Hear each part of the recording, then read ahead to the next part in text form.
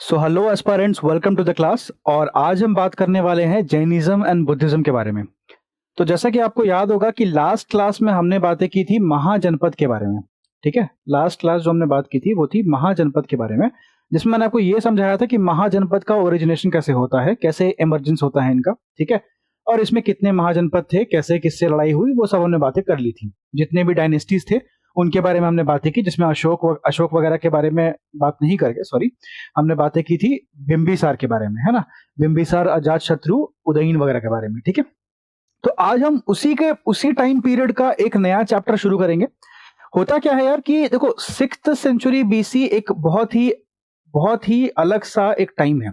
इस time period में देख रहे हैं कि महाजनपद का एक तो इमरजेंस हो रहा है और साथ साथ में रिलीजियस मूवमेंट का भी इमरजेंस यहाँ पे आपको देखने को मिलेगा।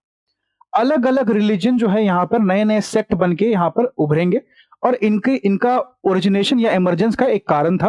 वो कारण पढ़ेंगे कि आखिरकार क्या जरूरत आन पड़ी कि 6th सेंचुरी बीसी में जैनिज्म, बुद्धिज्म जैसे बहुत सारे अलग अलग जो सेक्ट हैं या रिलीजन है वो आ गए।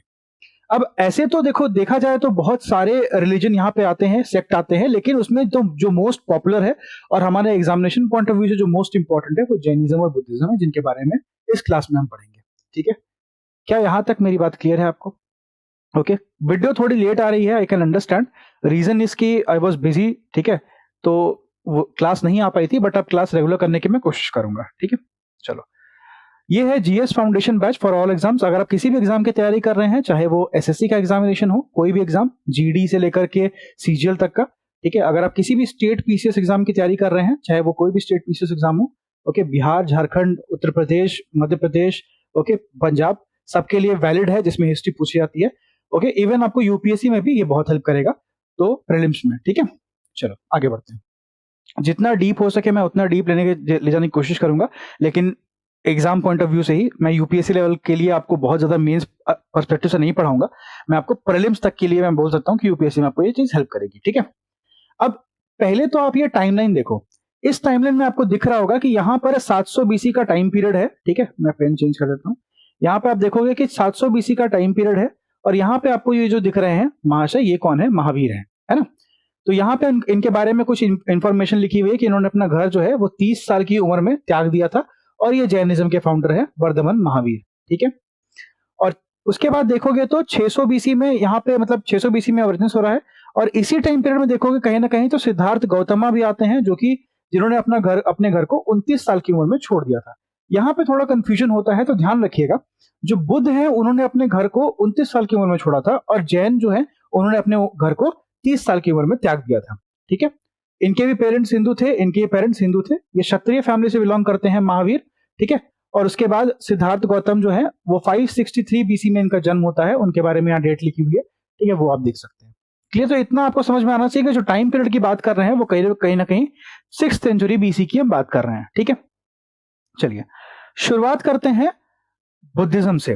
ठीक है, तो बुद्धिज्म के बारे में ये लूसेंट का स्नैपशॉट मैंने लिया हुआ है और चिंता नहीं करनी है, ये कंप्लीट लूसेंट का स्नैपशॉट है और इसमें जो भी एक्स्ट्रा हो सकता है मैं आपको बताऊंगा उसके साथ साथ में। ठीक है, और जो इसमें इसमें इस पूरे स्नैपशॉट में जो भी कुछ इंपॉर्टेंट नहीं है उसको मैं नहीं बताऊंगा। ठीक है, तो मैं जितना बता रहा हूं, जितना मैं हाईलाइट करूंगा, आपको उतना ही पढ़ के जाना होता है एग्जाम में। ठीक है, चलो तो स्टार्ट करते हैं। देखो यहां पे देखोगे कि 6th सेंचुरी बीसी से लेकर 400 सेंचुरी बीसी तक का जो है पूरा पीरियड है।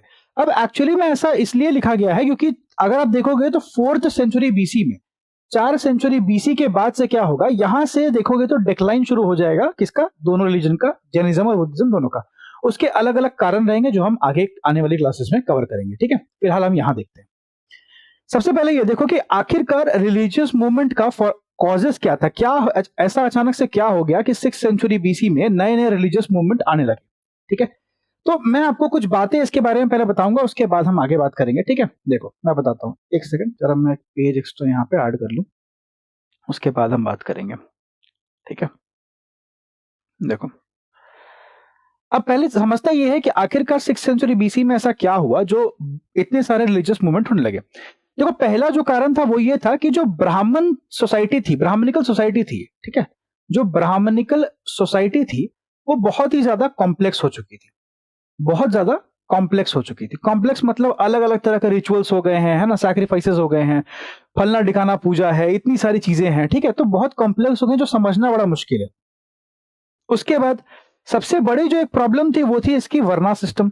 उसमें 4 ही वर्ण आ रहे हैं, 4 ही वर्ण आ रहे हैं, जिसमें से भी ये बोला गया है कि जो अपर वर्ना है उन्हीं को पढ़ने का अधिकार वगैरह दिया गया है। तो उसमें एक प्रॉब्लम थी डिस्क्रिमिनेशन की, एक दिक्कत समझ में आ रही है आपको, ठीक है। अब आपको भी पता है यार कि कभी भी हम पूजा पाठ करते हैं तो खर्च बहुत ज्यादा होता है ना। तो एक तो खर्चा बहुत हो रहा है, ठीक है, एक क्या हो रहा है, एक तो खर्च बहुत मतलब एक्सपेंसिव बहुत हो गया है, बहुत ज्यादा एक्सपेंसिव, खर्चा बहुत हो गया है, ठीक है, बहुत खर्च हो रहा है। तो ये सारी कुछ मेजर दिक्कतें हैं जो जो फेस करनी पड़ रही थी लोगों को, है ना, जो ब्राह्मणिकल सोसाइटी को फॉलो कर रहे थे। अब ब्राह्मणिकल सोसाइटी में एक और दिक्कत ये हो गई थी कि यार इसमें ऐसा था कि बोला गया कि ब्राह्मण जो है वो सुप्रीम है, ब्राह्मण सुप्रीम है। लेकिन वैसे लोग जैसे जो जो भी ऐसे लोग थे जो वैश्य कम्युनिटी के थे, है ना, जो हमारा थर्ड वर्ना होता है वैश्य कम्युनिटी, जो बिजनेसमैन होते हैं, बिजनेसमैन हो गए, मर्चेंट वगैरह हो गए, है ना, उनको ये लग रहा था कि यार टैक्सेस तो हम देते हैं, जो मेजर टैक्सेस है उसका पेमेंट हम करते हैं, लेकिन प्रायोरिटी ब्राह्मण्स को दी जाती है, ऐसा क्यों? ये भी बात है ना भाई, समझ रहे हो कि टैक्स हम दे रहे हैं, सारा पैसा जो खर्च होता है वो हम उठाते हैं, लेकिन प्रायोरिटी ब्राह्मण्स को दी जा रही है। कहीं ना कहीं देखोगे तो क्षत्रिय भी, क्लैन भी इससे नाराज थे, क्षत्रिय जो वर्ण था वो भी नाराज था कि ब्राह्मण्स क्यों मतलब प्रायोरिटी में रहेंगे, सारा प्रोटेक्शन का काम हम कर रहे हैं, जितना भी प्रोटेक्शन का काम होता है वो सारा जो रोल रिस्पॉन्सिबिलिटी है वो हम अदा करते हैं, तो आखिरकार ब्राह्मण की सुपरियरिटी क्यों? तो इस तरह की बहुत सारी चीजें आपको देखने को मिलेंगी, ठीक है, बहुत सारी चीजें, और कॉम्प्लेक्स तो था ही। तो लोग ये भी सोच रहे थे कि यार इतना कॉम्प्लेक्स रिचुअल है, हम सोचते हैं कि थोड़ा इजी हो जाए चीज, है ना, हम हमेशा बोलते हैं कि यार थोड़ी इजी हो जाए। जैसे क्या होता है, पहले हम मंदिरों में पूजा करते थे, फिर पूजा पूजा जो घर में है शुरू हो गई, है ना, आजकल देखेंगे देखेंगे मोस्ट ऑफ द पीपल घर ही में पूजा करते हैं। जैसे बिहार में एक बड़ा महत्वपूर्ण पर्व होता है छठ पूजा, ठीक है, आप देखोगे कि आज भी जो है छठ पूजा जो है वो बहुत लोग घर पे ही कर लेते हैं, छत पे अपने कर लेते हैं। तो कहीं ना कहीं हम देखते हैं कि चीजों को हम इजी करना चाह रहे हैं, ठीक है, तो ये भी एक समस्या आपको देखने को मिल, तो ये सारी प्रॉब्लम हमें देखने को मिल रही थी ब्राह्मणिकल सोसाइटी में, ठीक है। अब इसमें आप नोटिस करोगे तो एक बड़ा और प्रॉब्लम था, वो क्या था, वो था एनिमल सैक्रिफाइस का, एनिमल सैक्रिफाइस का, जानवरों की बलि या पशु बलि इसको बोलते हैं। तो देखो पशु बलि भी एक बहुत बड़ा मुद्दा था जो कि ब्राह्मणिकल सोसाइटी में जो लोग पसंद नहीं कर रहे थे, ठीक है, तो ये भी एक बड़ा परेशानी उनके लिए बनेगा, है ना। अब देखो इसमें 3-4 बातें और मैं आपको बताता हूं। पहली बात की देखोगे तो मैंने क्या बताया कि ओरिजिनल प्योरिटी जो है वैदिक फिलोसफी की वो खत्म हो गई है। दूसरी बात मैंने बताई कि सुपरस्टिशन बहुत ज्यादा हो गए थे कि बिल्ली रास्ता काट गई तो आगे मत बढ़ो, है ना, रात में नाखून मत काटो और बाकी चीजें, रिचुअल्स बहुत कॉम्प्लेक्स हो गए थे, ठीक है। फिर मैंने आपको बताया कि सुप्रीमेसी ऑफ ब्राह्मण से एक बहुत बड़ा प्रॉब्लम था, खटक रहा था सबको कि क्यों उनको सुप्रीमेसी मिल रही है। वैश्यास भी अपना पोजीशन को इंप्रूव करने की बात कर रहे थे, तो ये सारी बातें मैंने आपको समझा दी है, ठीक है। चलो अब हम शुरुआत करते हैं बुद्धिज्म से कि आखिर बुद्ध ने ऐसे क्या चेंजेस बुद्धिज्म में आए जो लोगों ने बुद्धिज्म को एक्सेप्ट किया, है ना। जाहिर सी बात है कि अगर मान लीजिए मुझे भूख लगी है, तो मुझे भूख लगी है, तो अगर मुझे आप खाना नहीं दे रहे हो, जो खाना दे रहा है मैं उसके पास जाऊंगा, समझ में आ रहा है। इसका मतलब क्या है, जो हमारी वांट्स, जो हमारी नीड्स पूरी करेगा हम उसके पास जाते हैं। कहने का मतलब क्या है, तो बुद्धिज्म जब आया तो बुद्धिज्म ने कुछ तो ऐसा किया होगा जो लोगों ने पसंद किया। तो एक एक करके पढ़ने के आखिरकार बुद्धिज्म में ऐसा क्या हुआ था। देखो यहाँ पे जो important exam point of view से है मैं आपको वही बताऊंगा, जो नहीं है उसके बारे में हम टच भी नहीं करेंगे, ठीक है, क्योंकि हम आपको एग्जाम के लिए पढ़ना है। तो पहली बात आप ध्यान रखोगे कि बुद्ध की लाइफ के बारे में बात करें तो गौतम बुद्ध जो है वो क्या है, वो एक तो फाउंडर है किसके, बुद्धिज्म के फाउंडर हैं। दूसरी बात जो आपको ध्यान रखनी है कि इनका जन्म कब हुआ है, तो ये 563 यानी 563 बीसी में इनका जन्म हुआ है, ठीक है। तीसरी बात याद रखनी है कि इनका जन्म कहां हुआ है, तो ये कपिलवस्तु एक जगह है, और ये कहां है ये इंपॉर्टेंट है, नेपाल में। ये पूछा गया क्वेश्चन, ये क्वेश्चन पूछा गया है कि कपिलवस्तु कहां पड़ता है या लुम्बिनी कहां पड़ता है, लुम्बिनी कहां पड़ता है, लुम्बी वना बोल सकते हो, लुम्बिनी बोल सकते हो, लुम्बिनी कहां पड़ता है, ठीक है। और चौथा आपसे पूछ लेगा कि किस क्लैन से बिलोंग करते थे, तो ये शाक्य क्षत्रिय क्लैन से बिलोंग करते थे। तो हमने 5 चीजें पढ़ी अभी, क्या क्या पढ़ा हमने, एक बार उसको वापस से रिकैप करते हैं। हमने ये पढ़ा कि, एक सेकेंड, ठीक है, देखो हमने क्या पढ़ा, हमने ये पढ़ा कि एक तो बुद्ध का जन्म कहां हुआ था या कब हुआ था, 563 बीसी में जन्म हुआ था, कहां हुआ था, लुम्बिनी में हुआ था, कहां हुआ था, लुम्बिनी में हुआ था। मैपिंग बेस्ड क्वेश्चन पूछ लेगा तो ध्यान रखना है कि नेपाल यहां पड़ता है और नेपाल में कपिलवस्तु लुम्बिनी नाम का जगह है। ठीक है, ये आपको दो बातें यहाँ ध्यान रखनी है। और तीसरा बात ध्यान रखना जो कि मोस्ट इंपॉर्टेंट है कि शाक्य क्लैन से बिलोंग करते थे गौतम बुद्ध। यहाँ पे देखो कंफ्यूजन कहाँ आती है, कंफ्यूजन आती है महात्मा बुद्ध में और वर्धमान महावीर में। तो ध्यान रखिएगा कि बुद्धिज्म की बात करते हैं, बुद्धिज्म की, तो उनका जन्म नेपाल में हुआ था, बुद्ध नेपाल से आए थे, ऐसे याद रखिए, बुद्ध नेपाल से आए थे। ठीक है, तो लुम्बिनी कपिलवस्तु जो जगह है वो नेपाल में है और वो बुद्ध की जन्म स्थान है। ठीक है, चलिए अब आगे बढ़ते हैं। अब यहाँ पे इनके माता पिता के बारे में लिखा गया, हमें उतना पढ़ना नहीं है, ठीक है, उतना जरूरत पड़ेगा नहीं। बस इतना ध्यान रखिएगा कि अगर आपसे ये पूछता है कि देखो हुआ क्या था कि बुद्ध की जो माँ थी उनकी डेथ बहुत पहले हो गई थी, उनकी मृत्यु बहुत जल्दी हो गई थी। ठीक है, तो उनकी एक स्टेप मदर थी, ये स्टेप मदर जो नाम है इनका महाप्रजापति गौतमी, ये बहुत इंपॉर्टेंट नाम है, इसको बस ध्यान रखिएगा। ठीक है, एग्जाम में आपसे ये पूछता है कि बुद्ध की स्टेप मदर का नाम क्या था, क्योंकि इनका नाम आगे भी आएगा। ठीक है, तो महाप्रजापति गौतमी जो है एक नाम इंपॉर्टेंट है जो आप ध्यान रखेंगे। माता पिता का नाम उतना पूछता नहीं है, ध्यान रखने की जरूरत है नहीं। ठीक है, पर आप कर सकते हैं तो ठीक है। उसके बाद ध्यान रखिएगा इनकी पत्नी का नाम क्या था, यशोधरा। यशोधरा इनकी पत्नी का नाम था। मतलब अगर हम बात करते हैं तो बुद्ध और बुद्ध की पत्नी, इनकी पत्नी का नाम क्या है, यशोधरा। ठीक है, पत्नी का नाम क्या है, यशोधरा। वाइफ कौन है, यशोधरा इनकी वाइफ है। ठीक है, इनका एक बेटा भी होगा, son, and if I am not wrong उसका नाम राहुल रहता है। ठीक है, एक बेटा भी रहेगा जिसका नाम राहुल रहेगा, जो कि सही बात है, इनका बेटा का नाम राहुल रहता है। ठीक है, तो ये बातें आपको कम से कम इतना, ये बेसिकली फैमिली ट्री है उनकी। ठीक है, फैमिली ट्री है, माँ बाप, ओके, भाई बहन वगैरह वगैरह, बेटा बेटा और पत्नी। ठीक है, इतना आपको ध्यान रखना चाहिए। अब आपसे एक क्वेश्चन ये पूछता है कि हुआ क्या था, एक कहानी मैं आपको सुनाता हूँ, वो ध्यान से सुनिएगा जरा। ठीक है, हुआ क्या था कि बुद्ध जो है ना, जब बुद्ध पैदा हुए थे, तो बुद्ध जब पैदा हुए तो क्या हुआ कि बुद्ध के पिता राजा थे, तो बुद्ध को ना बड़ा आइसोलेटेड प्लेस में रखा जाता था। अब आइसोलेट प्लेस का मतलब क्या होता है, मतलब किले में बेसिकली उनको रखा जाता था, उनको सारे जो मतलब फैसिलिटीज है वो किले के अंदर ही, फोर्ट के अंदर ही दी जाती थी, उनको बाहर जाने की अनुमति नहीं थी। इसका रीजन क्या था, रीजन ये था कि जो जो मतलब बाबा थे, एक जो पंडित जी थे, उन्होंने ये कहा था कि बुद्ध अगर बाहर जाते हैं, ठीक है, अगर मतलब बुद्ध या तो बड़े हो जाएंगे तो या तो बहुत ही अच्छे राजा बनेंगे या सन्यासी बनेंगे। तो उनके पिता नहीं चाहते थे कि वो सन्यासी बने, इसीलिए उनको हमेशा ही फोर्टिफाइड, मतलब बेसिकली आइसोलेशन में रखा जाता था, सारी फैसिलिटी के साथ आइसोलेशन में। लेकिन एक बार क्या होता है, एक बार बुद्ध बाहर निकलते हैं किले से, और किले से बाहर निकलने के बाद वो चार दृश्य देखते हैं, चार दृश्य देखते हैं जिनसे उनका पूरा जो माइंड है वो बदल जाता है। ठीक है, अब ये चार दृश्य कौन से हैं, ये आपसे एग्जाम में पूछ देगा। चार दृश्य में बात करेंगे तो सबसे पहले एक ओल्ड मैन देखते हैं, एक बूढ़े व्यक्ति को वो देखते हैं। उसके बाद एक डिसीज्ड पर्सन को देखते हैं, मतलब एक बीमार व्यक्ति को देखते हैं। उसके बाद एक डेड बॉडी को देखते हैं, और उसके बाद वो देखते हैं एक एसेटिक को, मतलब एक सन्यासी को।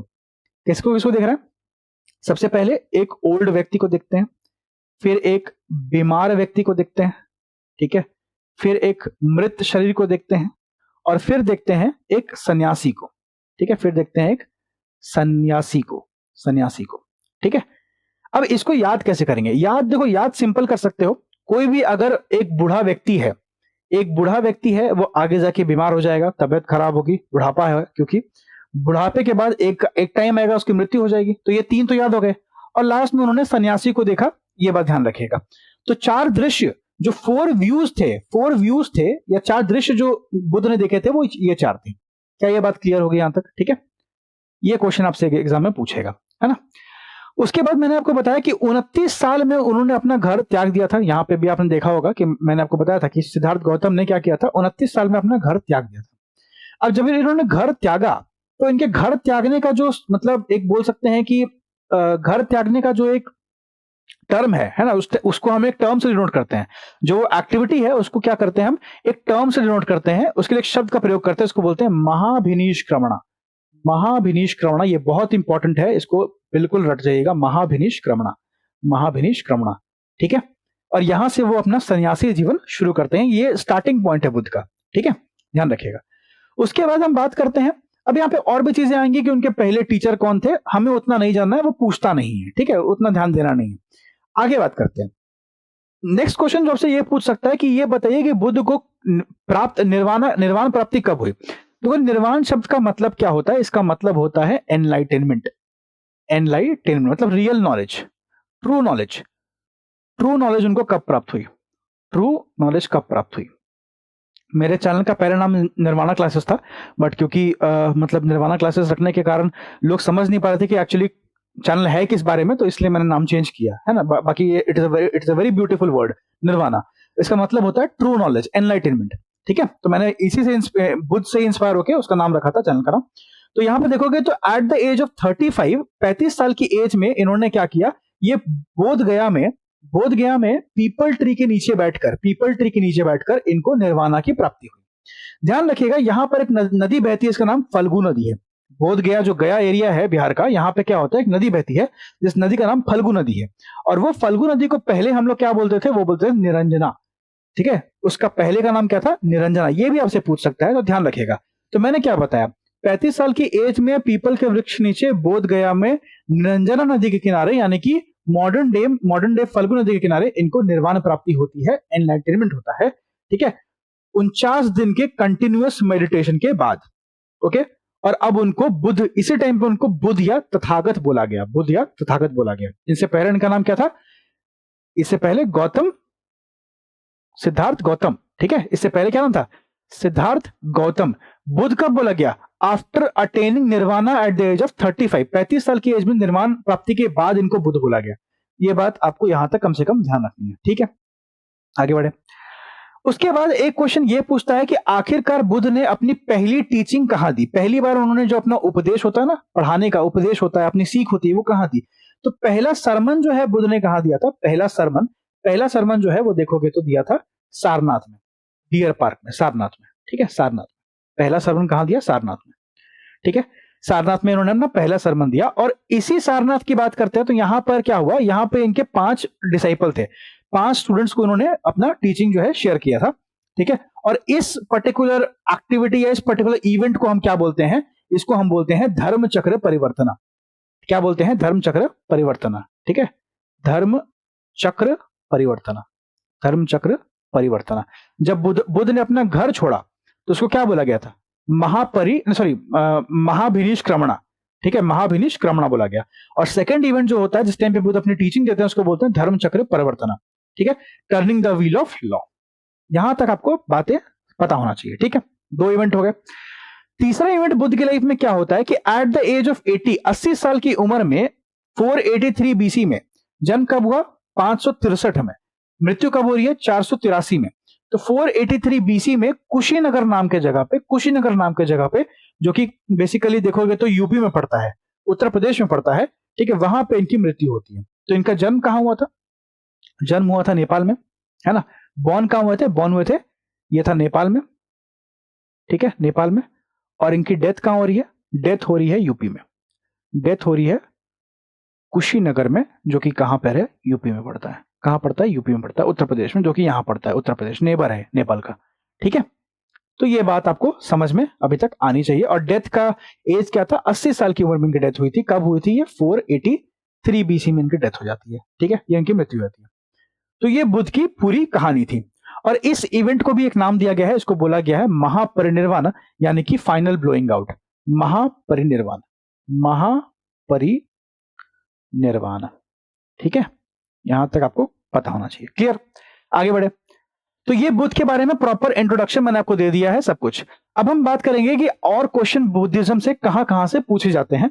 तो देखिए, सिंबल से क्वेश्चन पूछा जाता है कि क्या, कौन सा सिंबल ऐसा है और वो क्या डिनोट करता है।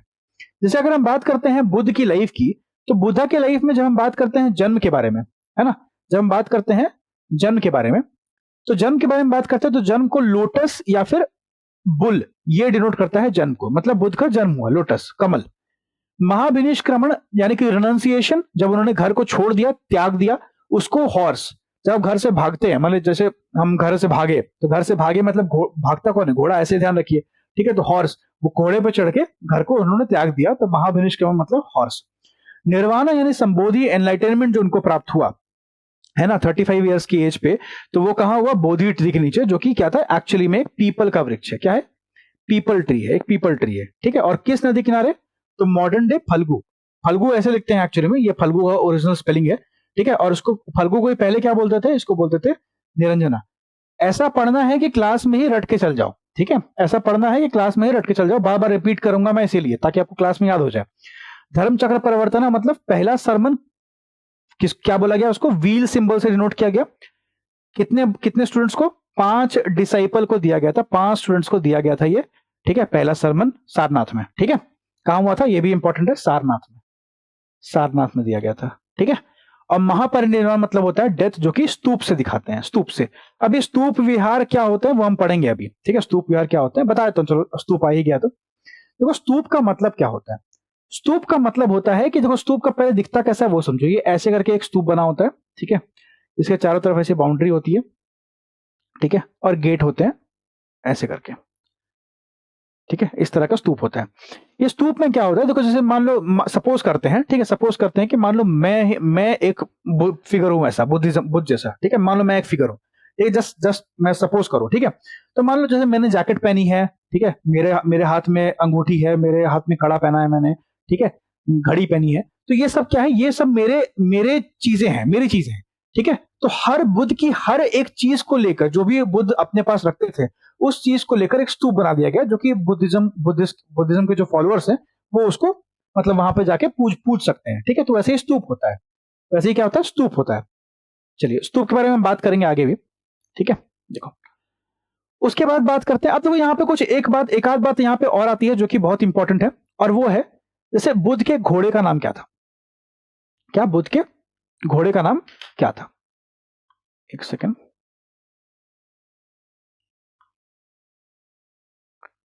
ठीक है, बुद्ध के घोड़े का नाम क्या था। तो आप देखोगे तो यहां पे आपको दिखेगा कि बुद्ध के घोड़े का नाम था कंथका। क्या नाम था, कंथका, ठीक है। कंथका क्या नाम था, बुद्ध के घोड़े का नाम था। उसके बाद एक और क्वेश्चन पूछता है कि बुद्ध का चैरियोटर मतलब जो घोड़सवार था, जो चला रहा था, बेसिकली रथ को जो चलाता है उसको बोलते हैं चैरियोटर। तो वो कौन था, वो उसका नाम था चन्ना, चन्ना, ठीक है। उसके बाद आता है देवदत्त। अभी देवदत्त कौन है, ये बुद्ध का कजन था, बुद्ध का कजन था। सुजाता, सुजाता कौन है, ये फार्मर की बेटी थी जिन्होंने चावल दिए थे, चावल और दूध दिया था बोध गया में बुद्ध को, ठीक है। जिन्होंने क्या किया था, चावल और दूध दिया था बोध गया में बुद्ध को।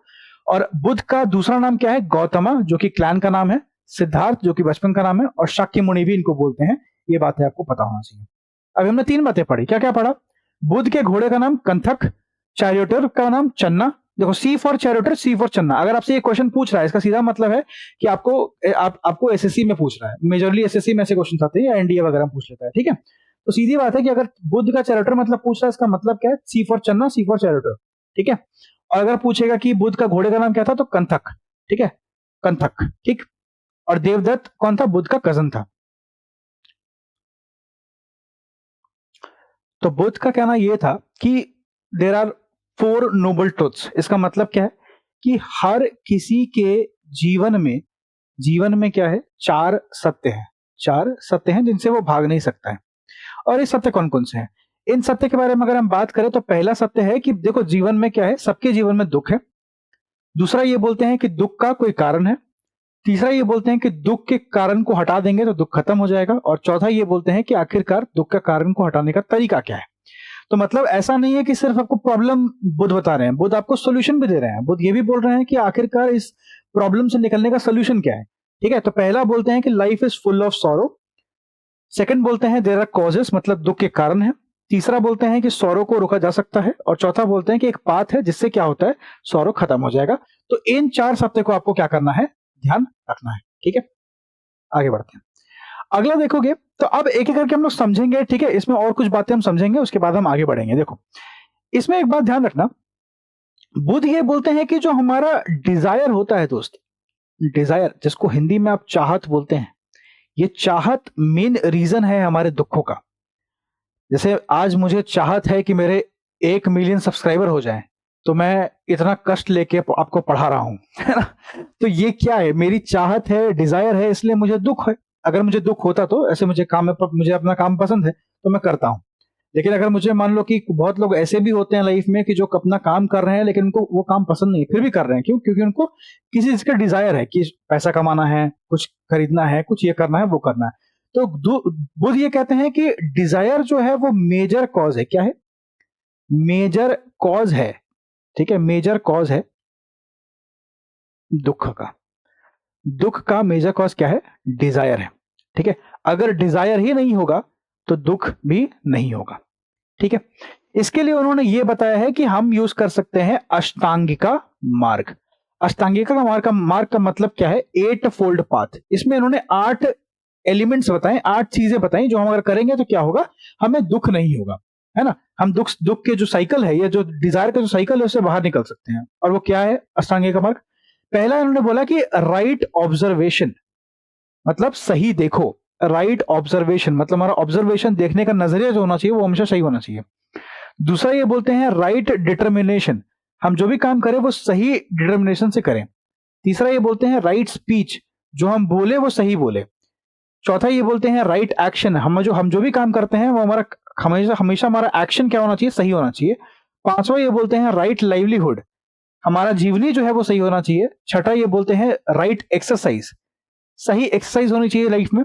राइट मेमोरी, हमारी जो मेमोरी है वो सही होनी चाहिए। और लास्ट है राइट मेडिटेशन, हमारा जो मेडिटेशन है वो भी क्या होना चाहिए? सही होना चाहिए। तब क्या होगा, इस मार्ग को अगर हम फॉलो करते हैं तो क्या होगा, हम अपने जो ये दुख का साइकिल है ना, ये साइकिल है बर्थ और रीबर्थ का, ये बर्थ और रीबर्थ। बुद्ध का कहना था कि जब आप जन्म लेते हैं फिर उसके बाद आपकी मृत्यु होती है, उसके बाद वापस से आपका जन्म होता है। तो ये बर्थ और रीबर्थ का जो साइकिल है, अगर इससे बाहर निकलना है तो आपको 8 फोल्ड पाथ को अपनाना पड़ेगा। 8 फोल्ड पाथ को अपनाना पड़ेगा। इससे क्या होगा, आप इस साइकिल से बाहर निकल जाएंगे। ठीक है, इसको शॉर्ट में समझते हैं 8 फोल्ड पाथ को। 8 फोल्ड पाथ को मैं आपको शॉर्ट में बताता हूं, ध्यान रखिएगा। एक तो आप ध्यान रखिएगा right speech, right action, right livelihood. ठीक है, 3 हो गए। राइट ऑब्जर्वेशन, राइट डिटर्मिनेशन, ठीक है, राइट डिटर्मिनेशन। और उसके बाद अगर हम बात करते हैं तो राइट मेमोरी और राइट मेडिटेशन। ठीक है, इसको हम एक ट्रिक से याद कर सकते हैं, सैल्डम। इस शब्द को बस याद कर लीजिए। इस शब्द को अगर आप याद कर लेते हैं तो क्या होगा, आपका जितना भी जो आठों का आठों जो मतलब अष्टांगिका मार्ग का जो चीज है वो याद हो जाएगा आपको। ठीक है, सैल्डम का अगर आप प्रयोग करते हैं सही से तो। क्लियर, इसमें कुछ छूट गया क्या? हाँ, एक ई छूट गया ना, राइट एक्सरसाइज छूट गया। इसको सेल्डम सेल्डम ही कर लीजिए। एक सेकंड रुकिए, इसको ऐसे कर लीजिए, या ई को मैं हटा के अगर लास्ट कर दूं तो वो ज्यादा बेटर रहेगा, है ना। इसको ऐसे कर लेते हैं, सेल्डम कर लीजिए, तो ये ठीक लगेगा पढ़ने में भी।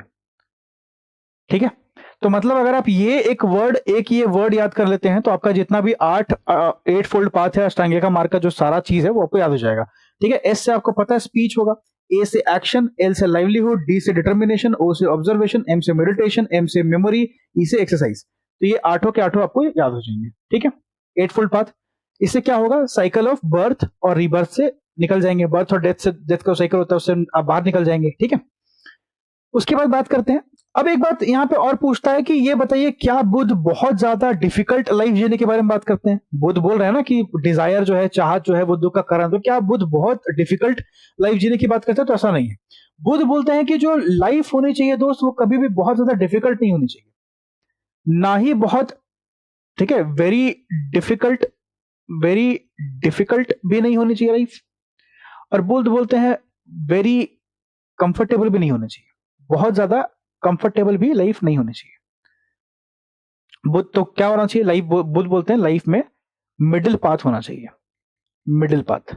ठीक है, मैं ऐसा मानता हूं, मेरे पर्सनल ओपिनियन है कि हर एक स्टूडेंट का जो लाइफ होता है वो बुद्ध के ही फिलोसफी पे चलना चाहिए, है ना। हम बहुत ज्यादा डिफिकल्टी भी मतलब नहीं करना है लाइफ में, बहुत ज्यादा कंफर्टेबल भी नहीं रहना है।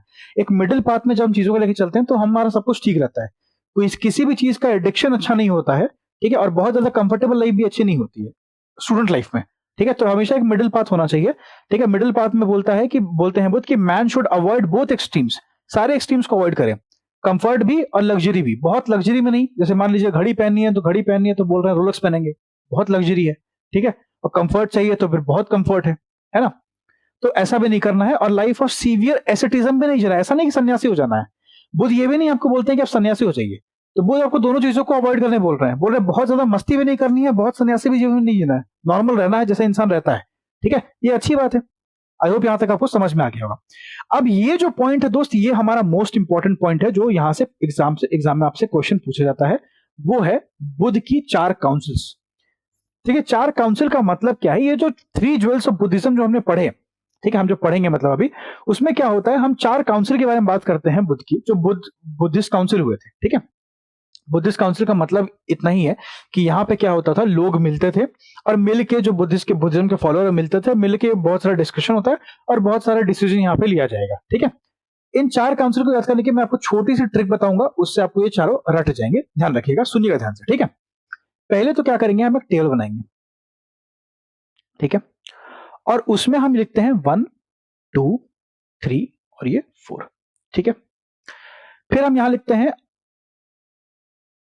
यहां मैं हिंदी लिख देता हूं। ठीक है, आज, ये आज है। ठीक है, आज, कल, शोक और नहीं। आज, कल, शोक नहीं। ठीक है, अब ध्यान रखिएगा, देखिए 4 काउंसिल जो होते हैं, इन चारों काउंसिल का कोई ना कोई पैटर्न होता है। ठीक है, पैटर्न, ये पैटर्न के नाम मैंने यहां लिखे हैं, आज, कल, शोक नहीं। ये एक ट्रिक है जो आप बार बार पढ़िएगा तो आपको याद हो जाएगा, आज, कल, शोक नहीं, आज, कल, शोक नहीं। आज, कल, शोक नहीं का मतलब है, आज से मतलब अजात शत्रु, जो कि मैंने आपको महाजनपद में पढ़ाया हुआ है।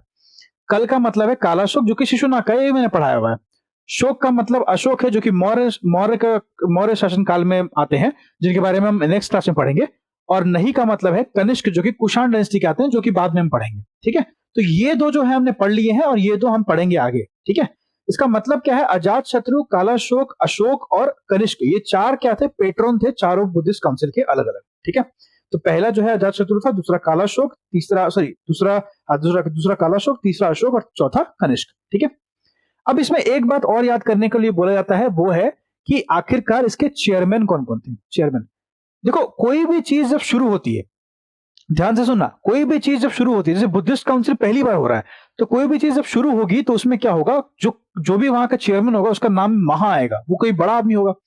किसी चीज की शुरुआत जो करता है वो बड़ा आदमी हमेशा होता है ना, तो उसका नाम भी बड़ा होता है, तो मतलब महाकස්සपा। तो जो पहले स्टार्ट करेगा, मैं शॉर्ट में लिख रहा हूं क्योंकि जगह कम है, महाकස්සपा इसका स्टार्टर रहेगा, मतलब पहला चेयरमैन रहेगा। ठीक है, ये चेयरमैन है, ये क्या है, पेट्रोन है। ये कौन है, पेट्रोन है। ठीक है, चेयरमैन और पेट्रोन। ठीक, दूसरा जो हमारा चेयरमैन रहता है उसका नाम है सवाकामी। सवाकामी, ठीक है, दूसरा का नाम क्या है, सवाकामी। इसको भी छोड़ दीजिए। थर्ड आता है मुगालिपुत्र तीसरा। देखो मुगालिपुत्र तीसरा के नाम में ही तीसरा आ रहा है, मुगालिपुत्र तीसरा के नाम में ही क्या आ रहा है, तीसरा आ रहा है। तो ध्यान रखिएगा, मुगालिपुत्र तीसरा, जिसके नाम में तीसरा आया वही तीसरा चेयरमैन होगा। ठीक है, 2 याद हो गए, पहला महा वाला और तीसरा मुगालिपुत्र तीसरा। अब आते हैं चौथे पे। चौथे, देखो जब कोई चीज खत्म होती है ना, जब कोई चीज खत्म होती है, इसका मतलब क्या है, अगर वो लास्ट काउंसिल हो रही है, इसका साफ मतलब है कि जो भी उस टाइम पे काउंसिल में होगा थोड़ा सॉफ्ट बंदा होगा, है ना, जो शायद आगे नहीं बढ़ा पाया। तो सॉफ्ट में देखो वासुमित्र, काफी अच्छा सा प्यारा सा नाम है, वासुमित्र। ठीक है, और क्या है, अश्वघोष। यहाँ पे एक्चुअली में देखोगे तो फोर्थ बुद्धिस्ट काउंसिल में 2 चेयरमैन होते हैं, एक चेयरमैन होता है वासुमित्र और एक वाइस चेयरमैन होता है अश्वघोष। दोनों का नाम ध्यान रखोगे, वासुमित्र और अश्वघोष, वासुमित्र एंड अश्वघोष, वीए। ठीक है, वी एंड ए। ठीक है, और सेकंड जो होता है वो होता है सवाकामी। जो बच गया वही सवाकामी हो गया।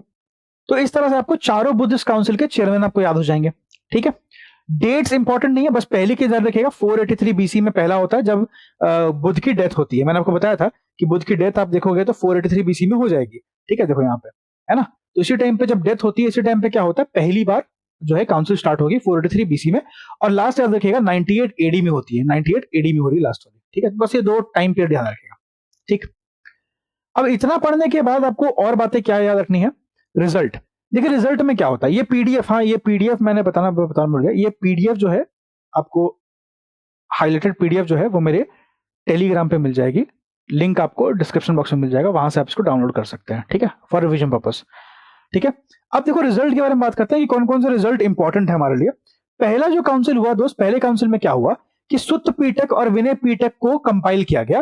ठीक है, आनंदा और उपाली के द्वारा। ठीक है, अब ये सुत्त पीटक विनय पीटक क्या है मैं बताऊंगा अभी, पर बस ध्यान रखिएगा कि पहले काउंसिल में क्या हुआ, सुत्त पीटक और विनय पीटक को कंपाइल किया गया, मतलब जोड़ा गया, एक साथ जोड़ दिया गया। ठीक है, दूसरे काउंसिल में क्या हुआ कि दूसरे काउंसिल में यहां पर आप देखोगे ऐसा कुछ खास यहां पे होने, इसको स्किप कर दो, ये नहीं पूछेगा। ठीक है, ये अभी तक पूछा भी नहीं है और पूछेगा भी नहीं, कुछ खास नहीं हुआ है। थर्ड पे आते हैं। थर्ड में अभिधम्म पीटक को कंपाइल किया गया, ये इंपॉर्टेंट रहेगा, ध्यान रखिएगा, थर्ड और फर्स्ट। ठीक है, अभिधम्म पीटक को यहाँ पे कंपाइल किया गया है। ओके, इसको ध्यान रखिएगा। और फोर्थ काउंसिल में अगर हम देखते हैं तो यहां भी ऐसा कुछ खास यहाँ पे हो नहीं रहा है, तो इसको भी रहने दीजिए। ठीक है। हाँ, एक बात ध्यान रखिएगा, फोर्थ काउंसिल का जो सेकंड जो डिसीजन था, सेकंड जो रिजल्ट है वो इंपॉर्टेंट है कि बुद्धिज्म का डिवीजन जो है वो हीनयान और महायान में हो जाता है। अब जितने भी चीजें मैंने अभी बताई आपको, उसके बारे में मैं आपको अभी आगे बताऊंगा, ठीक है। देखो, पहली चीज ध्यान दीजिएगा कि विनय पिटक क्या होता है। देखो, विनय पिटक, सुत पिटक और अभिधम पिटक, ये 3 पिटक थे बुद्धिज्म में, ठीक है। क्या थे? पिटक। पिटक शब्द का प्रयोग किया जाता है, इसका मतलब क्या होता है? इसका मतलब होता है बास्केट, बास्केट, ठीक है, बास्केट। तो ये 3, विनय पिटक, सुत्त पिटक और अभिधम पिटक, उसमें विनय पिटक और सुत्त पिटक फर्स्ट बुद्धिस्ट काउंसिल में और अभिधम पिटक थर्ड बुद्धिस्ट काउंसिल में कंपाइल किया गया, ठीक है। तो यहां भी लिखा होगा। अब एक करके पढ़ते हैं कि आखिरकार इन पिटक का मतलब क्या होता है। सुत्त पिटक का मतलब होता है बुद्धा की सेइंग, कि बुद्ध क्या बोलते हैं, वो सारी बातें सुत्त पिटक में लिखी गई हैं कि बुद्ध क्या बोलते हैं, बुद्धा की सेइंग। विनय पिटक जो है उसमें लिखा गया है मोनास्टिक कोड, ये किताबें हैं, ये बेसिकली टेक्स्ट है, पाली टेक्स्ट है, पाली में लिखे गए किताबें हैं, ठीक है। बुद्धिज्म की किताबें हैं, सोर्सेस बोल सकते हैं बुद्धिज्म का, आपको यहां से मिलेगा पढ़ने के लिए ना। तो विनय पिटक में मोनास्टिक कोड है। देखो, मोनास्ट्री का मतलब क्या होता है ये भी समझ लो। देखो, मोनास्ट्री का मतलब होता है जहां पर सारे मॉन्क्स रहते हैं, उसको मोनास्ट्री बोलते हैं, ठीक है। तो अब जहां पे सारे मॉन्क्स रहते हैं, मान लो ये मोनास्ट्री, यहाँ सारे लोग रहते हैं, तो इसका कोई रूल रेगुलेशन भी होगा। जैसे स्कूल में, हॉस्टल में क्या होता है? रूल रेगुलेशन होता है। इन द सेम वे यहाँ पे भी कुछ रूल रेगुलेशन होगा, ठीक है। तो इसी को बोलते हैं मोनास्टिक कोड, और ये सारे विनय पिटक में लिखे गए हैं। लास्टली आता है अभिधम पिटक। अभिधम पिटक में क्या लिखा गया है? Religious discourses of Buddha. Abhidhamma Pitaka comprises of Digha Nikaya, Majjhima Nikaya, संयुक्त निकाया, अंगुत्तरा निकाया और खुद्दक निकाया।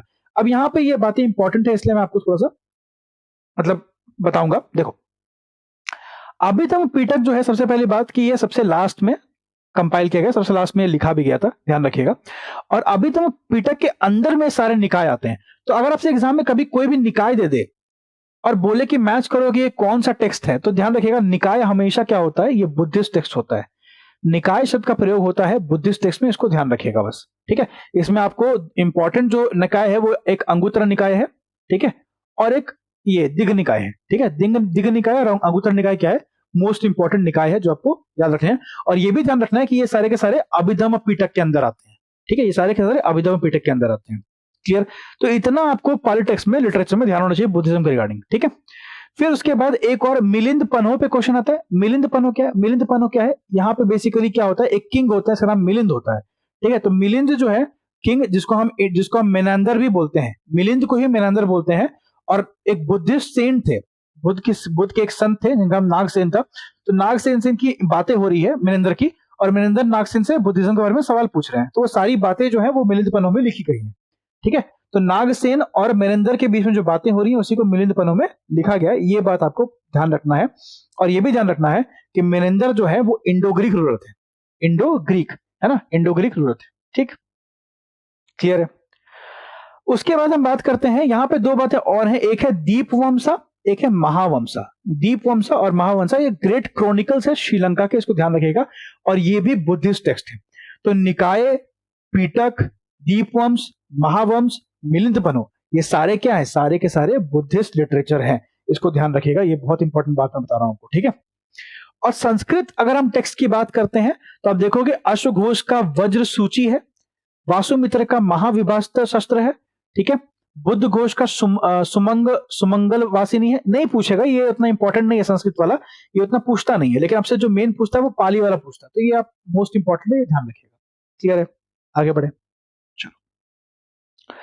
नेक्स्ट हम आते हैं सेक्ट ऑफ बुद्धिज्म पे। देखो, बुद्धिज्म क्या हुआ? ये हीनयान महायान में डिवाइड कब हुआ? अभी हमने पढ़ा कब हुआ? तीसरे में, है ना। देखो, तीसरे में, सॉरी फोर्थ में, फोर्थ बुद्धिस्ट काउंसिल, जो आखिरी बुद्धिस्ट काउंसिल था, उसमें ये डिवाइड हो जाते हैं, ठीक है। तो इसको ध्यान रखना है, हीनयान महायान क्या था, अब वो पढ़ते हैं। देखिए, हीनयान का मतलब क्या है वो समझिए। हीनयान का मतलब है लेसर व्हीकल, और महायान का मतलब है ग्रेटर व्हीकल, ठीक है। अब हीनयान और महायान में फर्क था, वो फर्क हमें समझना है कि आखिरकार दोनों में डिफरेंस क्या था। डिफरेंस ये है, हीनयान जो है वो ओरिजिनल फॉर्म ऑफ बुद्धा को मानता है, ओरिजिनल फॉर्म ऑफ बुद्धा को मानता है।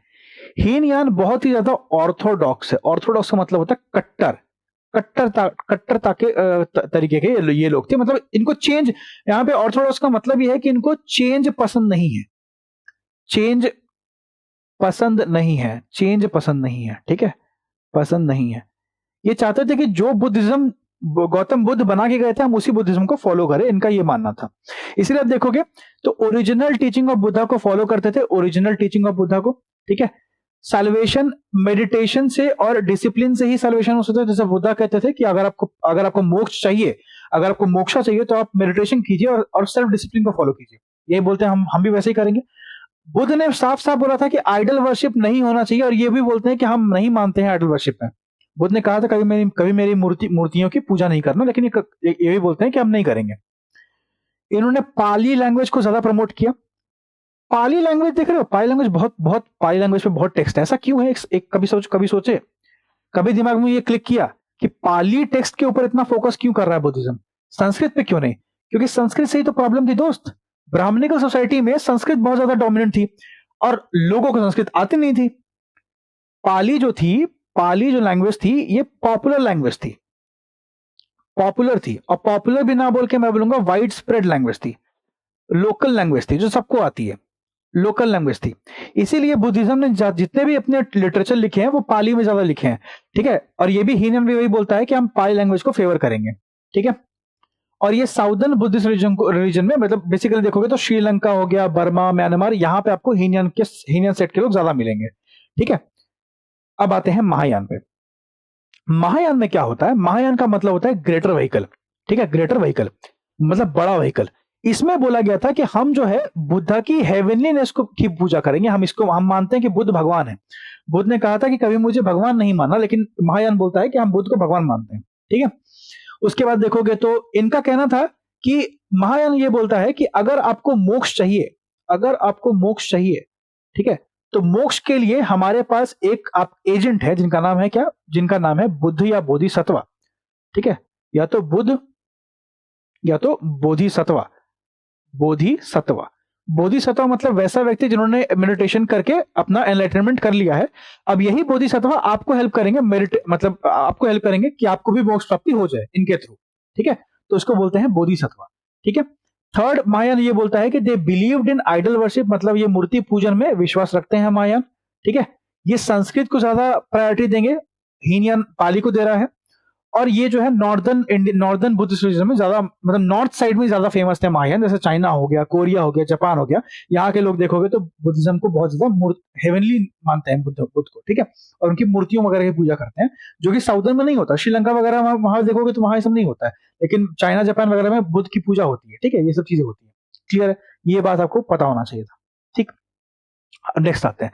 नेक्स्ट में हम देखेंगे तो आपको दिखेगा कि its followers believe that salvation. अब ये हम वज्रयान की बात कर रहे हैं, वज्रयान की, ठीक है, वज्रयान की। तो वज्रयान में क्या बोला गया कि its followers believe that salvation could be best attained by acquiring magical power which they called Vajra, ठीक है। वज्रयान के फॉलोअर ये बोलते थे कि मतलब हमें मोक्ष तभी प्राप्ति होगी जब हम वज्र, मतलब हमारे पास मैजिकल पावर होगी, ठीक है, मैजिकल पावर होगी, क्लियर। तो ये सब बातें वज्रयान में बोली गई थी। और ये वज्रयान जो है ये ईस्टर्न इंडिया में ज्यादा पॉपुलर है, ध्यान रखिएगा। मोस्ट इंपॉर्टेंट यही रहेगा क्योंकि बंगाल और बिहार में जितने भी बुद्धिज्म के लोग हैं वो वज्रयान को फॉलो करते हैं। तो ये बात बहुत इंपॉर्टेंट है इंडिया के पर्सपेक्टिव से, ठीक है, क्लियर है इतना। अब आते हैं बोधिसत्व पे। बोधिसत्व में आप देखोगे तो बोधिसत्व का मतलब मैंने बताया, ये they are basically mere agents, एक तरह से एजेंट बोल सकते हैं, जिन्होंने पहले ही अपना जो है मतलब प्राप्त कर लिया है मोक्ष। अब वो आपको हेल्प करेंगे मोक्ष प्राप्ति में। फॉर एग्जांपल जैसे मान लीजिए मैंने एक एग्जाम क्रैक किया और मैं आपको फिर हेल्प कर रहा हूँ अपना नौकरी छोड़ के कि आप चलिए मेरे साथ, मैं आपका हेल्प करूंगा एग्जाम क्रैक करने में।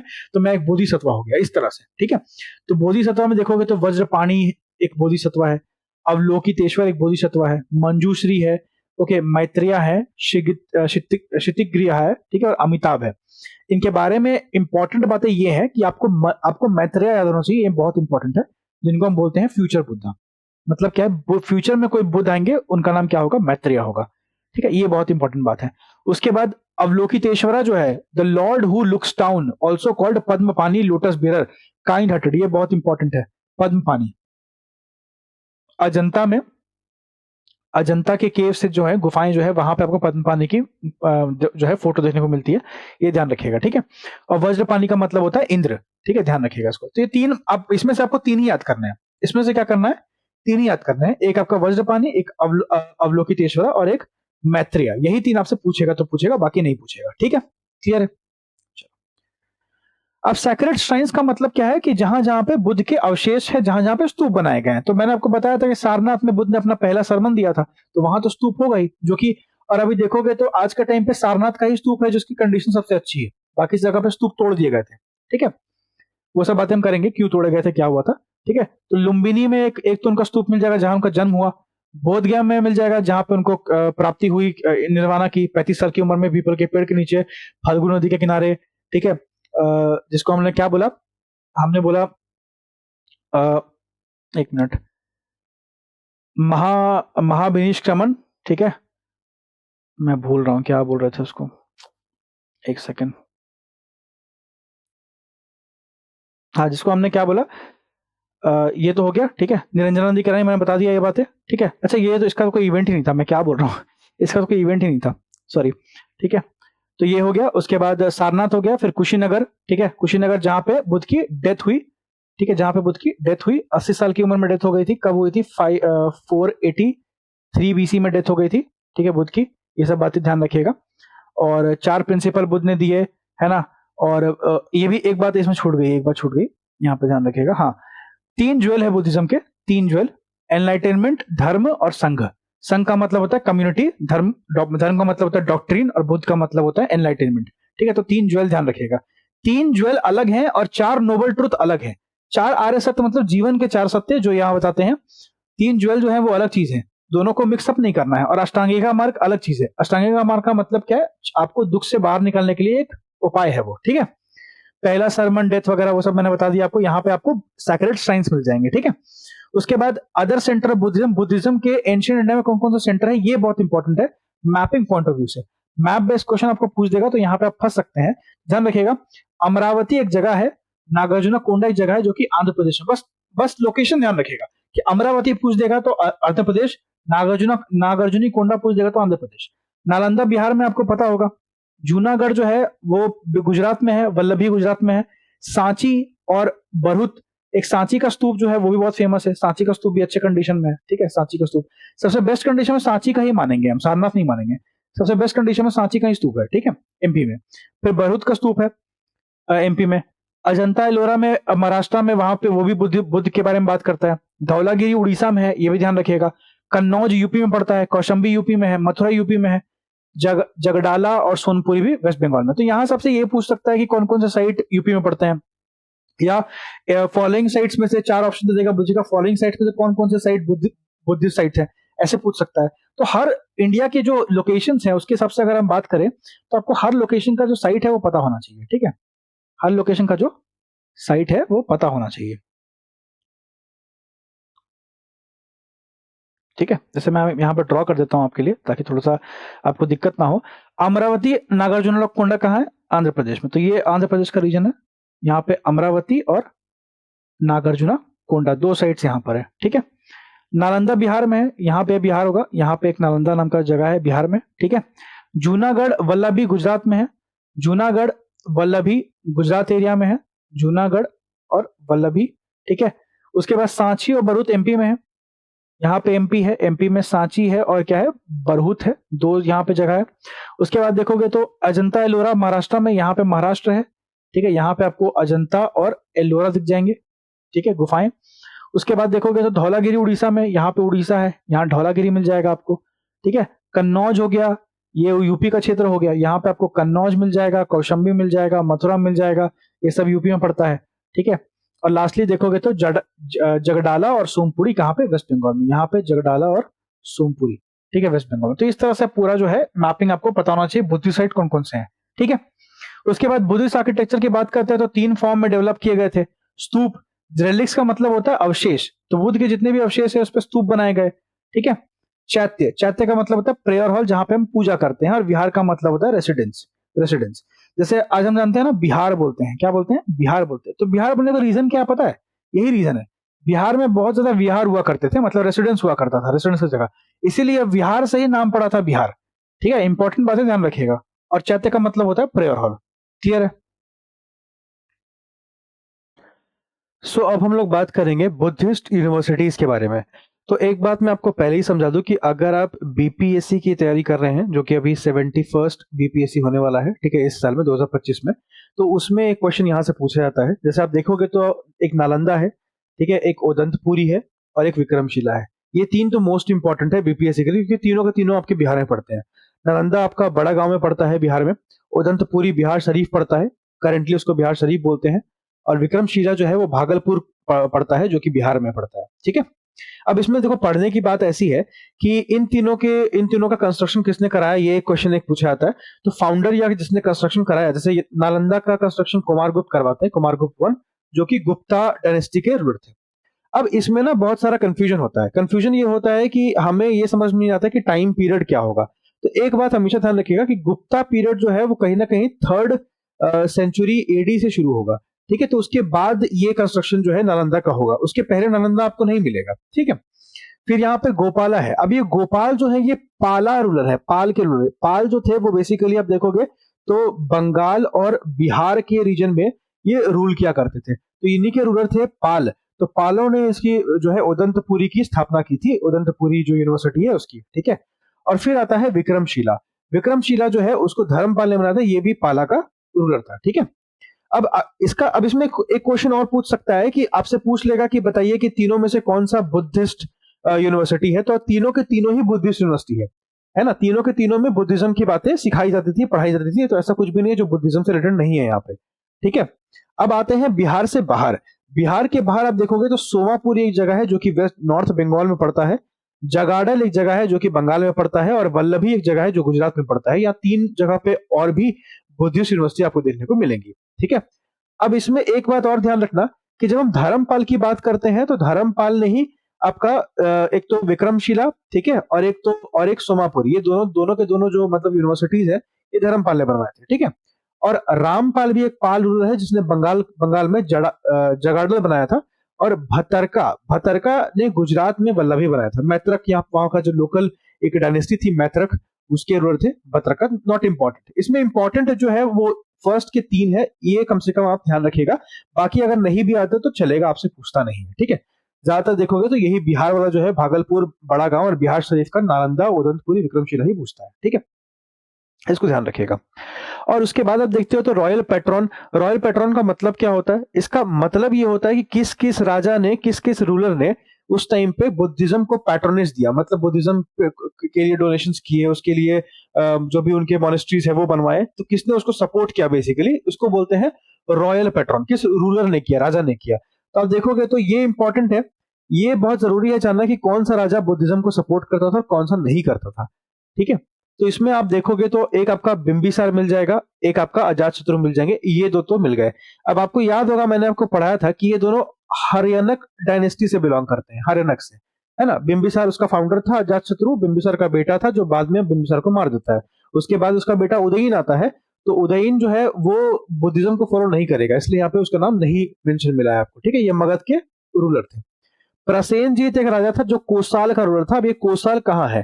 देखिए महाजनपद में मैंने आपको समझाया था, सिखाया भी था, पढ़ाया भी था कि कोसाल जो है वो प्रेजेंट यूपी का क्षेत्र पड़ता है, यूपी में पड़ता था। ठीक है, उदयन ये उदयन नहीं है। ठीक है, वो जो था अजातशत्रु का जो बेटा जो था उसका नाम था, उसका उदयन नाम था, ये था नाम उसका। ठीक है, तो ये नहीं है वो, ये अलग है, उदयन है ये। उदयन ये वत्स का रूलर है, वत्स का। ठीक है, उसके बाद देखोगे तो प्रद्योत आता है। प्रद्योत अवंती का राजकुमार है। अवंती जो है आप देखोगे तो कहीं ना कहीं उज्जैन मध्य प्रदेश का जो एरिया है वो अवंती का क्षेत्र था। ठीक है, अवंती का होता प्रद्योत, ये भी फोकस करता है बुद्धिज्म पे।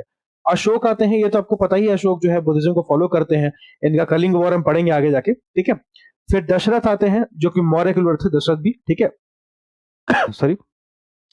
फिर हम देखेंगे कि मिलिंद आएंगे और मिलिंदर आएंगे। इसके रिगार्डिंग हमने किताब भी पढ़ी थी, जो हमने पढ़ा था मिलिंद पन्हो, है ना, आपको याद होगा। नागसेन और मिलिंदर की बात हो रही है, ये इंडो ग्रीक शासक थे, मैंने पढ़ाया था पिछली क्लास में आपको।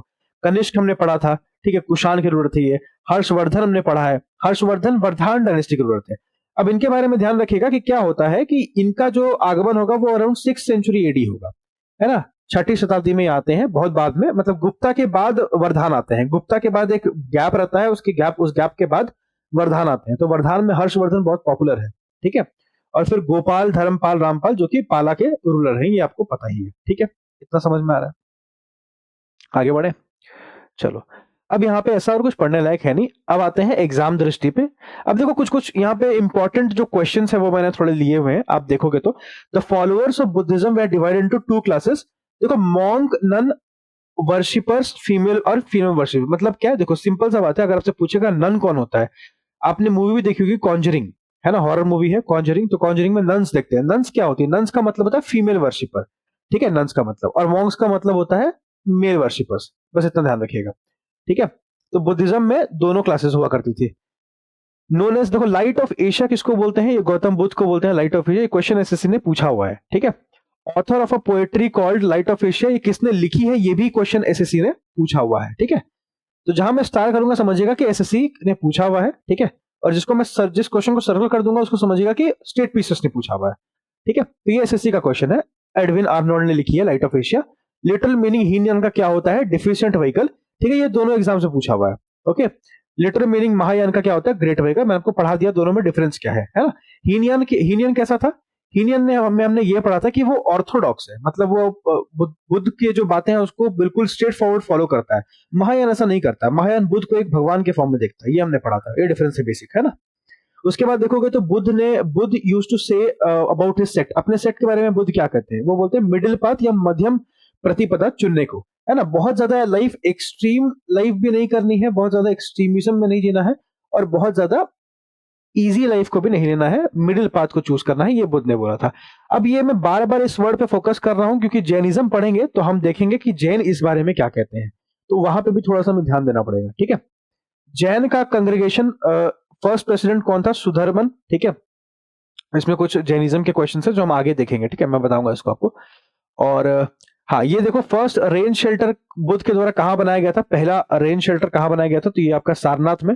सारनाथ एक जगह है कहां पे? ये वाराणसी में पड़ता है दोस्त, इसको भी ध्यान रखिएगा, ठीक है, वाराणसी में।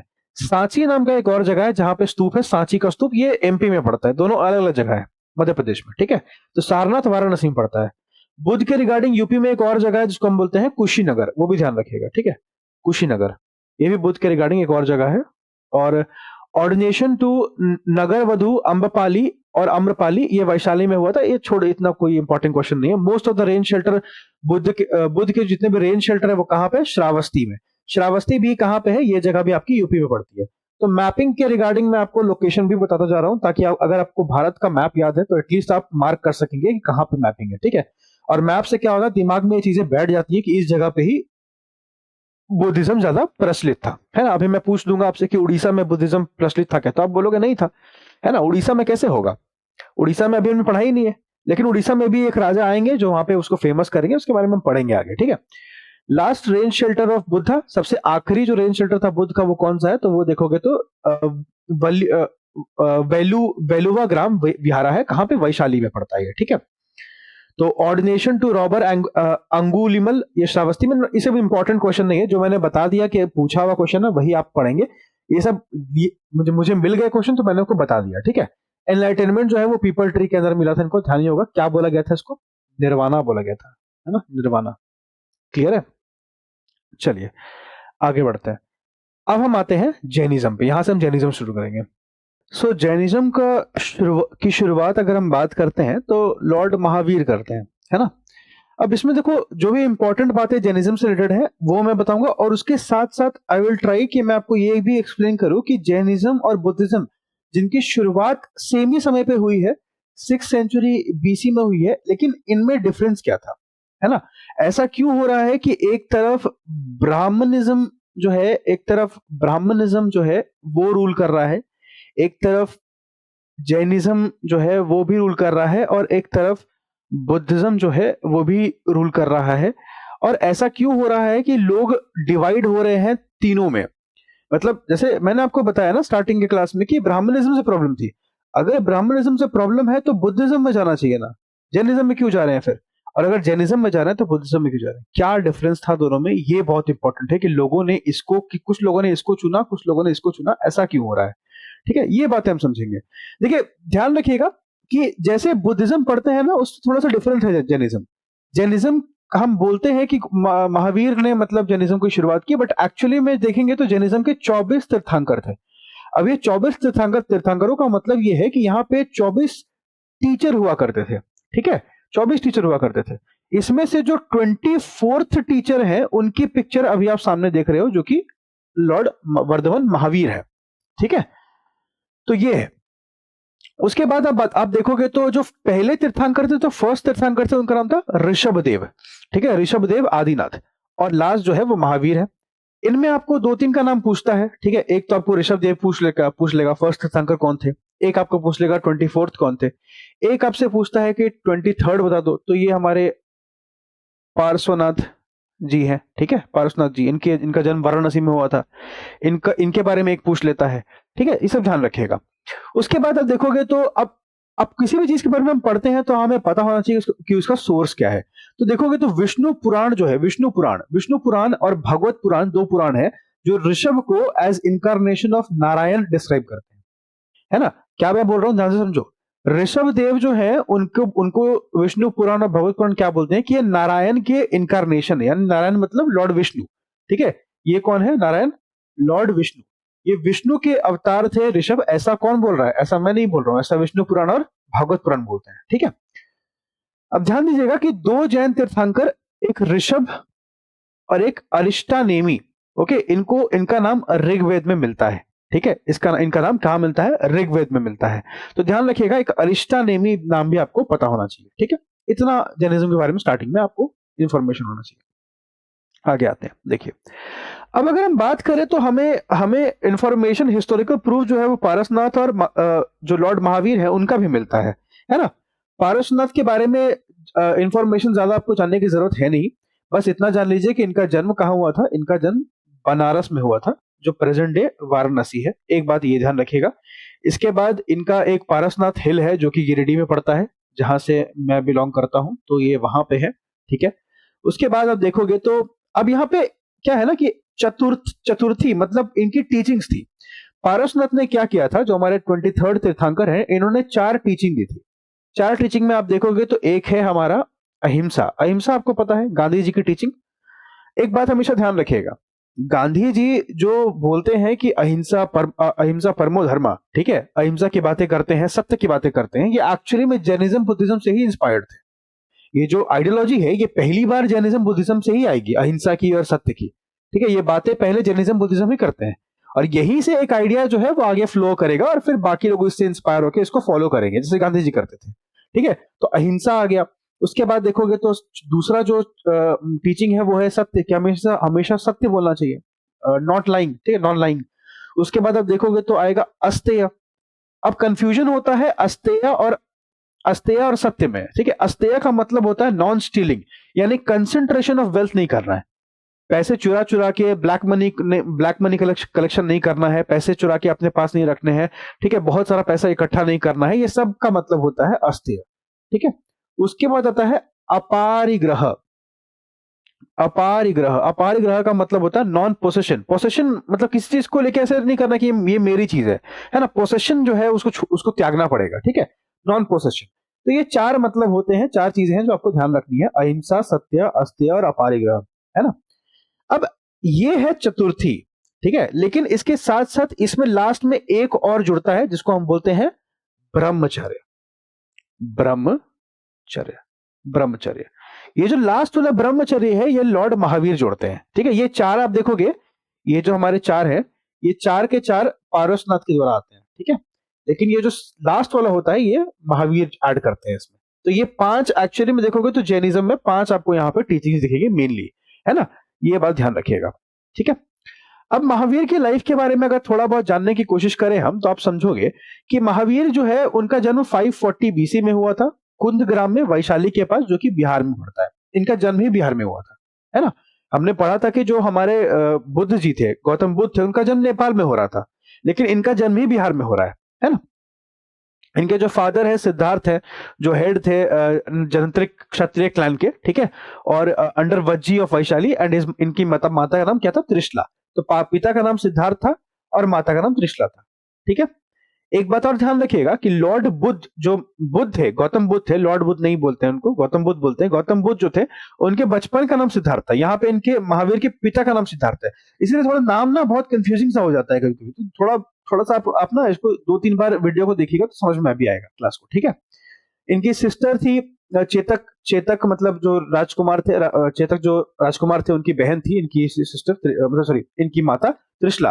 वो देखिए बेसिकली मेरा कहने का मतलब ये कि त्रिशला जो थी वो चेतक की बहन थी, है ना, और चेतक जो है वो वैशाली के राजा थे, ठीक है, ये बात ध्यान रखिएगा।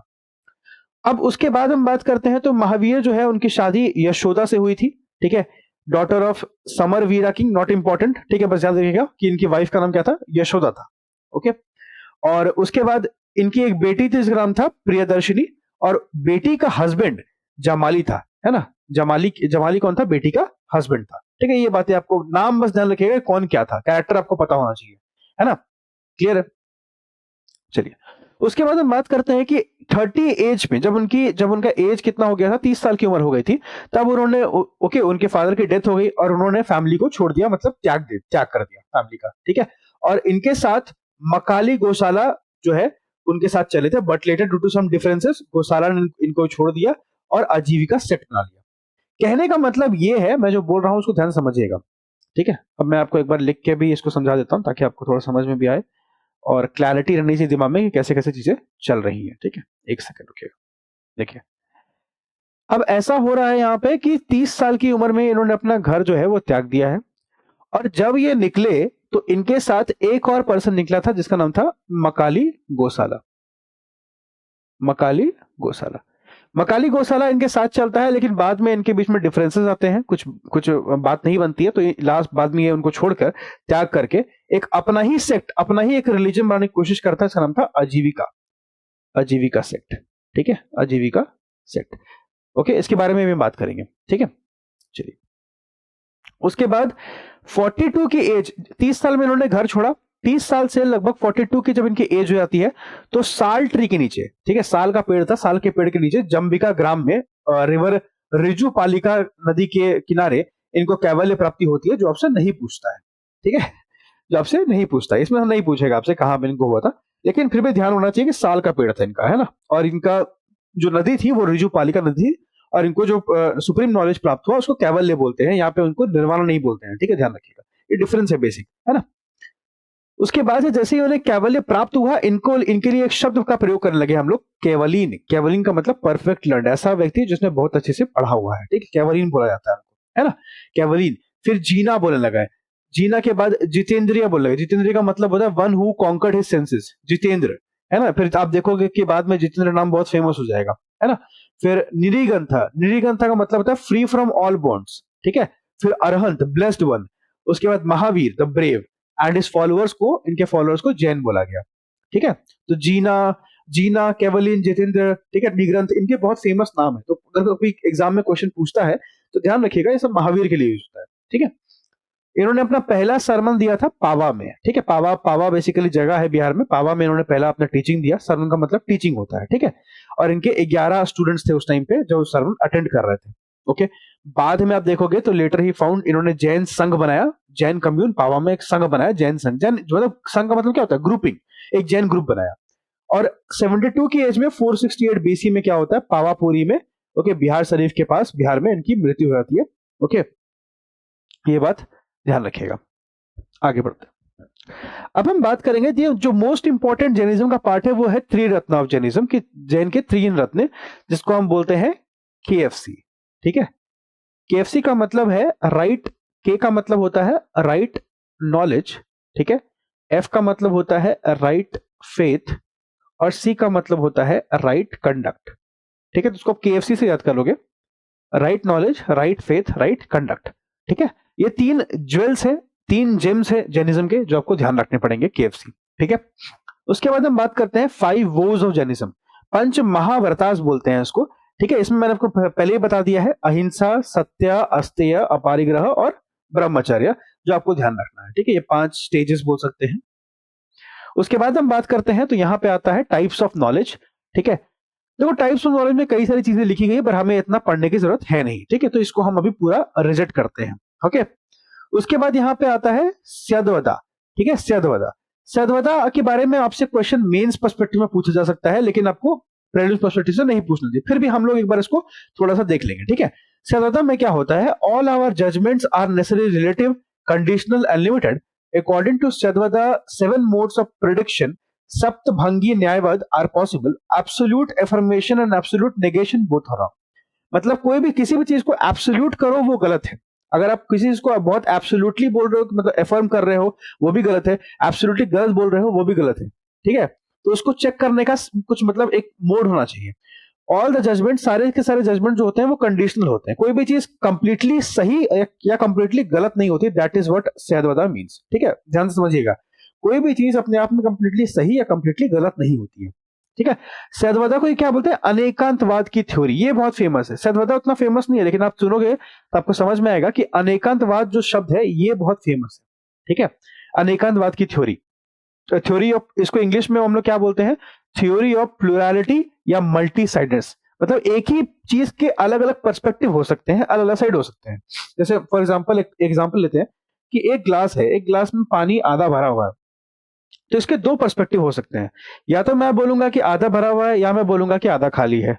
ठीक है, या इसमें और भी पर्सपेक्टिव जोड़ना चाहे तो हम कुछ भी जोड़ सकते हैं। ठीक है, तो कहने का मतलब क्या है कि थ्योरी ऑफ प्लुरलिटी का मतलब होता है कि हर चीज के अलग अलग पर्सपेक्टिव हो सकते हैं, कोई भी चीज पर्टिकुलरली सही या पर्टिकुलरली गलत नहीं होती है। ठीक है, आई होप आपको क्लियर हो रहा होगा ये चीज। उसके बाद हम बात करते हैं कि principle of Jainism as preached by Mahavir. Okay, rejected the, अब देखो यहाँ ये बहुत इंपॉर्टेंट बातें हैं कि महावीर ने क्या क्या बातें की थी, इसको थोड़ा ध्यान रखेंगे। ठीक है, महावीर बोलते हैं कि वेदास की अथॉरिटी को क्या करते हैं, रिजेक्ट करते हैं। देखिए यहाँ पे एक वर्ड है रिजेक्टेड, ये बात बिल्कुल ध्यान रखिएगा। महावीर इसको कंप्लीटली रिजेक्ट कर रहे हैं। बुद्धिज्म रिजेक्ट नहीं करता है वेद को, बुद्धिज्म रिजेक्ट नहीं करता है, बुद्धिज्म मानता नहीं है, बोलता है कि मैं मानूंगा नहीं, लेकिन रिजेक्ट नहीं कर रहा है ये। और जैनिज्म में कंप्लीटली रिजेक्शन हो रहा है इसका। ठीक है, ये गॉड में नहीं मानते थे, एग्जिस्टेंस ऑफ गॉड में बिलीव नहीं करते थे। बुद्धिज्म करता है गॉड में बिलीव, बट ये नहीं बोलता है कि गॉड नहीं होते। उनका कहना है कि गॉड होते हैं, ठीक है, बट वो गॉड के वर्शिप के फॉर्म में नहीं मानते हैं, है ना। कर्मा की बात करते हैं, यहाँ पे आप देखोगे कि जैनिज्म में कर्मा, ठीक है, सोल, इसकी बातें हो रही हैं यहाँ पे। ठीक है, लेट ग्रेट एम्फेसिस इक्वालिटी की वुमेन मेन इक्वल है, वगैरह वगैरह बातें यहाँ पे की जाती है। ठीक है, उसके बाद आप देखोगे तो जैसे हमने पढ़ा था बुद्धिज्म में कि उनकी काउंसिल्स हुई थी, जैन में भी क्या होता है, काउंसिल होती है, but it is not that important. ठीक है, तो कभी पूछता नहीं है, लेकिन ध्यान रखिएगा कि वेन्यू क्या था। पहला पाटलिपुत्र में, दूसरा वल्लभी में हुआ था। ठीक है, पाटलिपुत्र और वल्लभी में। और चंद्रगुप्त मौर्य जो है, चंद्रगुप्त मौर्य जिन्होंने मौर्य साम्राज्य की स्थापना की थी, ये जैनिज्म के फाउंडर, जैनिज्म को मतलब मानते थे। ठीक है, फॉलो करते थे। और इनकी मृत्यु भी संलेखना करते करते हो गई थी। संलेखना जैनिज्म में एक प्रैक्टिस होती है जिसमें आप भूखे रहते हैं, प्यासे रहते हैं, जब तक आपकी मृत्यु नहीं होती है। तो संलेखना करते करते इनकी मृत्यु हो गई थी। ठीक है, कर्नाटका में। ठीक है, साउथ इंडिया में। लेकिन अब जैन काउंसिल में पढ़ने की वाली बात यह है कि जैन काउंसिल में, पहली जैन काउंसिल में 12 अंग को कंपाइल किया गया था। अंग का मतलब होता है जैना टेक्स्ट बुक। ठीक है, तो 12 अंगों को यहाँ पे कंपाइल किया गया था। और सेकेंड जैन काउंसिल में अंग और उपांग दोनों को कंपाइल किया गया था। हम आगे पढ़ेंगे इसके बारे में। ठीक है, अब आते हैं जैन लिटरेचर में। देखिए, जैन लिटरेचर में आपको क्वेश्चन ये नहीं पूछेगा कितने अंग है, कितने उपांग है, कितने परिकरणा है, या कितने छेद सूत्र हैं, कितने मल सूत्र हैं, ये सब नहीं पूछता है। आपसे पूछेगा सिर्फ इतना कि ये बताइए कि मूल सूत्र किसको बिलोंग करता है, जैन को या बुद्ध को। बस इतना क्वेश्चन पूछेगा। ठीक है, अब इसी में आप कंफ्यूज हो जाएगा, आपको पता ही नहीं मूल सूत्र क्या होता है। तो इसीलिए कम से कम कुछ नहीं पढ़ना है, तो कम से कम इतना पढ़ के जरूर जाइएगा कि कौन किसकी किताब है। ठीक है, तो अगर हम बात करते हैं मूल सूत्र की, अंग की, उपांग की, परिकरणा की, ठीक है, छेद सूत्र की या सूत्र ग्रंथ की, ये सारे के सारे जैन के लिटरेचर हैं, ये बात ध्यान रखिएगा। और जैना जो है वो मैक्सिमम टाइम अपना जो लैंग्वेज यूज करता है वो प्राकृत भाषा का प्रयोग करता है, ये भी बात ध्यान रखिएगा। ठीक है, क्लियर है। उसके बाद और इंपॉर्टेंट जैन टेक्स्ट कौन कौन से हैं, कल्पा सूत्रा एक बहुत इंपॉर्टेंट है जो कि संस्कृत में है, तो ये इंपॉर्टेंट हो जाता है क्योंकि संस्कृत में लिखा हुआ है। ठीक है, ये भद्रबाहु के द्वारा लिखा गया था। भद्रबाहु चरिता भी एक है, और प्रशिष्टा पर्वन भी है। ठीक है, ये सब बातें थोड़ा सा लिटरेचर के बारे में एक बार रीड करके जाना है एग्जाम में जब भी जाते हैं तो। नेक्स्ट हम बात करेंगे सेक्ट ऑफ जैनिज्म के बारे में। ठीक है, कि जैनिज्म में कौन कौन से सेक्ट होते हैं। हर एक रिलीजन की बात अगर हम करें तो इवन अब देखोगे तो हिंदुइज्म में भी देखोगे, इस्लाम में देखोगे, जैन में देखोगे, बुद्ध में देखोगे, हर चीज में डिवीजन है। सिखिज्म में भी कहीं ना कहीं डिवीजन देखने को मिलता है। ठीक है, अलग अलग बिलीफ देखने को मिलते हैं। डिवीजन का मतलब मैं ये नहीं बोल रहा कि पूरा प्रॉपर डिवीजन है, मतलब मेरा कहने का मतलब ये है कि अलग अलग बिलीफ देखने को मिलते हैं, ठीक है। तो जैनिज्म में भी देखोगे कि बाद में जाके अलग अलग बिलीफ सिस्टम को लेके थोड़ा सा डिवीजन दिखने को मिलेगा, ठीक है। तो श्रवण बेलगोला नाम की जगह है कर्नाटका में, यहाँ पे जो है चंद्रगुप्त मौर्य संलेखना करते हैं, उनकी मृत्यु हो जाती है। उनके साथ में एक पर्सन थे जिनका नाम था भद्रबाहु, है ना, भद्रबाहु। होता क्या है कि 298 बीसी में, ठीक है, मैं आपको मैप के थ्रू पढ़ाने की कोशिश करूंगा ताकि आपको समझ में आए। ये बिहार का रीजन है, यहाँ पे आ जाता है फेमीन।